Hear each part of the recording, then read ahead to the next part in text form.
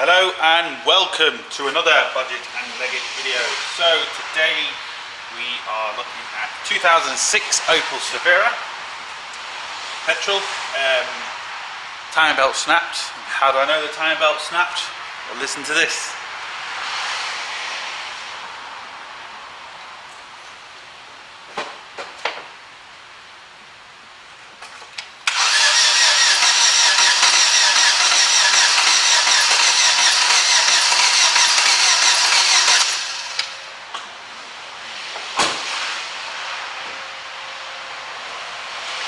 As you can hear, it's spinning very, very fast.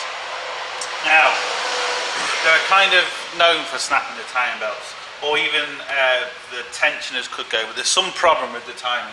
I'm not sure if the belt actually snapped or the tensioner's gone or whatever, but there is something that's gone.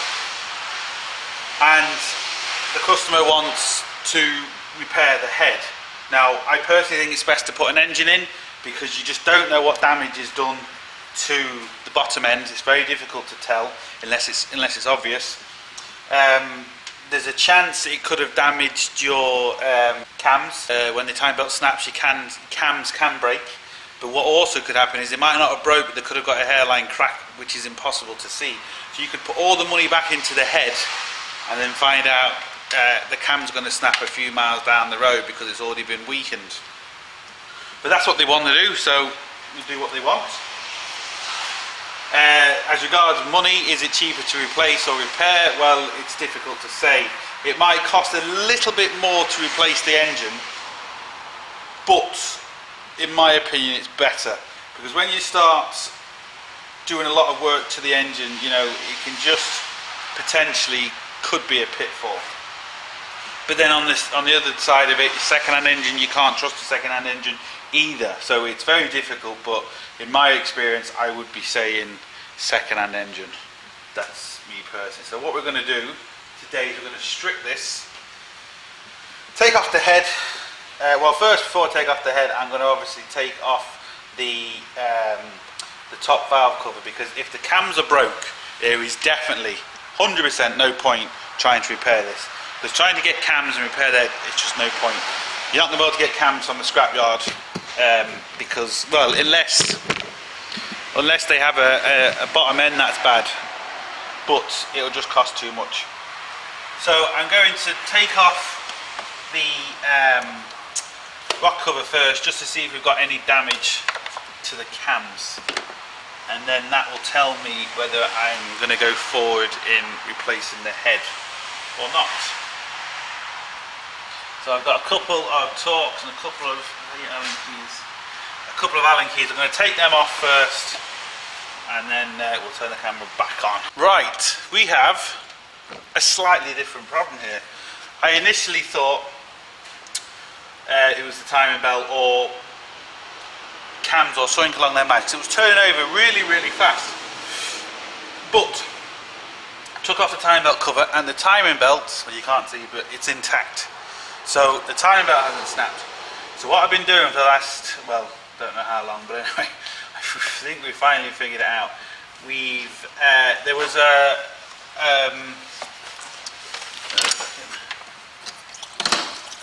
one of the main water pipes had a big split in it.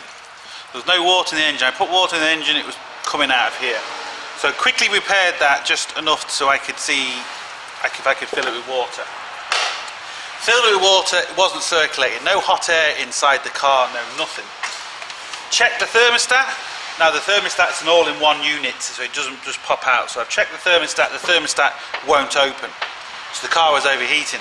I literally cut out the thermostat just to see if we can get it circulating. Still no circulating, so the water pump has gone. So what's basically happened with this, because there's no temperature gauge in it, and even though there's a temperature sensor on the thermostat, that's failed, so that hasn't told the person the car is overheating.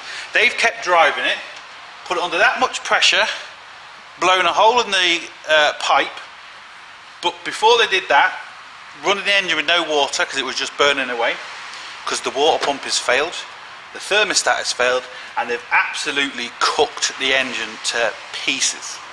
So as you can see, when we turn the engine now, you'll see all the water coming out of the expansion bottle. You can just see that absolutely coming out. Okay. So basically what's happening is the head gasket in the head is that damaged. That is the exhaust gas and the pressure of the engine. Rather than going all out the exhaust, some of it is coming out of the expansion bottle.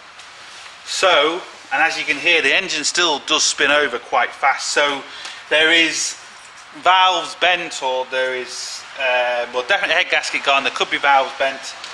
Most probably a problem with the con rods. Took out the spark plugs, and cylinder 1 looked very bad. So this is not now just a head replacement. This is going to be an engine. So I'm going to leave this video for now because I don't know if they're actually going to put an engine in this. But if not, it gives you an idea of what to look for with your engine if you happen to have one of these, a 1.6 Opel Zafira. If you're having one of these problems, unfortunately it's because the engine has absolutely cooked itself, because there's no temperature sensor in the dash, which is ridiculous. There is a light that comes on when it's too hot, but that failed, so you don't know, and you're doing 60 miles an hour, the smoke that's coming off your engine is coming underneath the car, you can't see the smoke. But unfortunately this just had a catastrophic fail with water pumps. I'd say the water pump most will be gone first, which is overheated it, which is then maybe damaged the thermostat. So the thermostat closed up, which then put pressure on the pipe, which blew the pipe. Still driving the car, but by then it was too late and the car is just literally hydraulicked itself up and just completely locked, which has done the damage.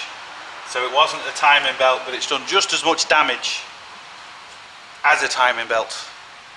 So it just goes to show that it's not always a timing belt that can do that. Now it's hard to say, but I think on this particular case, it was the water pump, which is just down here, that's maybe caused this problem. And the reason why it maybe has is because it's separate to the timing belts.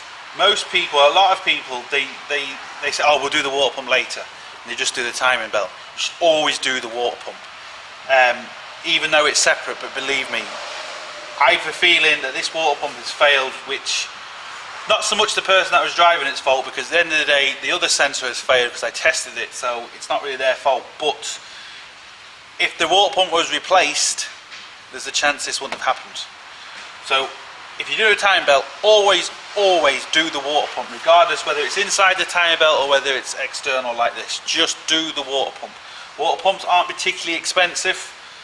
I think the most expensive one I ever bought was €90 or something along them lines, so they're not like mega money, but this €90 part, or whatever how much that is maybe caused over £1,000 worth of damage. So it's worth your while doing it.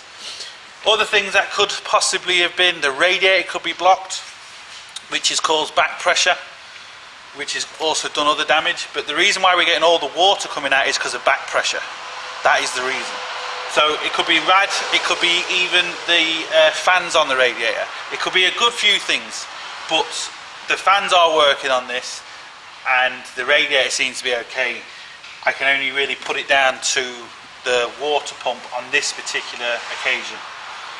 And obviously then engine's gone kaput, as we already know. So just keep an eye on it. You know, it's best to check these things, and you know, even take it to a garage maybe once a year. They can check the fans. It's very easy to do that if you don't know how to do it yourself, just because of these problems. But one thing I would say if you had one of these is wire in a temperature gauge somewhere. You can buy them, they're not particularly expensive, and be very easy to do, and have a physical temperature gauge on your dash so you can see exactly what's going on. You're not relying on a warning light to come up and flash at you to tell you you're overheating, because even when them warning lights come on, you can't necessarily always see them. You know, if you're concentrating forward, you've got kids in the back or something, you might not see that. So I would suggest wiring a temperature gauge. You can get them nice and neat so they don't look out of place, and it could save you an absolute arm and a leg. So there. So look, hope it helps. Thumbs up and subscribe, and don't forget, get your hands dirty. See you for the next one.